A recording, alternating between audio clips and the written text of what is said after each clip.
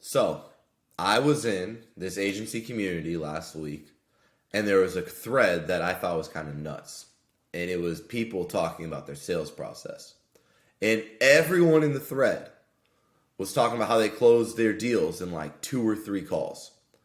And I, number one, thought about not saying anything because I'm going to share some data with you all today that shows why that is insane, number one. But number two, I kind of felt like I had to help because that is not best practice in my professional opinion. So I guess to show my credentials, I don't really know, but like we'll probably do over $3.1 million in new business bookings this month, March 2023. So it's not exactly the best time either. But end of the quarter is a great time.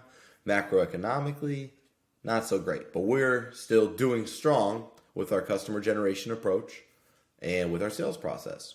And we've spent about now 10 years refining our sales process. And it sure does not take one person was doing like a one call close. Maybe that's okay if you're selling like 10K services, 5K services. But if you're trying to value sell, grow your average order value, close enterprise deals or mid-market deals, like the deals we all dream about, you definitely need more than 1 or 2, 3 calls. In fact, let's just look at the data right here, team. This is 846 deals from the last year. When I do 5 to 9 calls, my win rates were 6.2% higher than the overall win rate of 6%. And this is looking at all ops, so not like, usually you do close rate from proposal to closed one. So this is also looking at all the bad ops. You know what I'm saying? So this is all ops at all life cycle stages of my pipeline. So 846 opportunities. Close rate, 37% when I have 5 to 9 calls. Okay, so our calls are pretty simple. Intro call to qualify, strat call to sell our methodology and our approach, as well as like figure out how we're going to close the deal. So like learn enough about them. So the first call is to kind of qualify them. The second one is to really figure out exactly how you're going to like understand their needs, their timelines, their priorities, and match that to your services in a compelling way so that when you get to your next call, the third one, the pitch, you have a hyper personalized, customized, free ton of spec work pitch that shows exactly what you're going to do. And then on the fourth call, that's when we review the contract with them. We go over the terms. We make sure we're perfectly aligned. We reiterate the price and make sure there's no pushback. Then you got your fifth call. That's your negotiation call. That's their feedback, right? Okay, they've redlined it. Finance, procurement, whoever, they've got their feedback. So that's at least 5 calls. That's the minimum. And then in between those 5, you've got your relationship moments, right?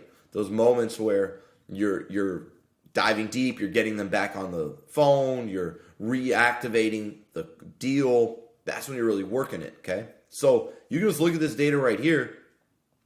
We do much better when we get to 5 to 9 calls. It's not even close. I want to show you some other data, though, that I thought you'd like. Contacts.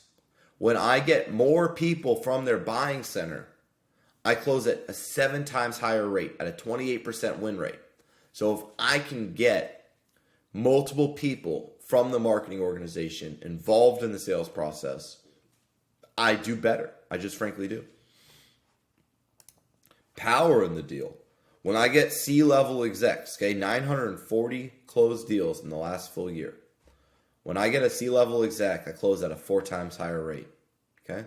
VPs, 3%, C-level, 12%. It is statistically significant.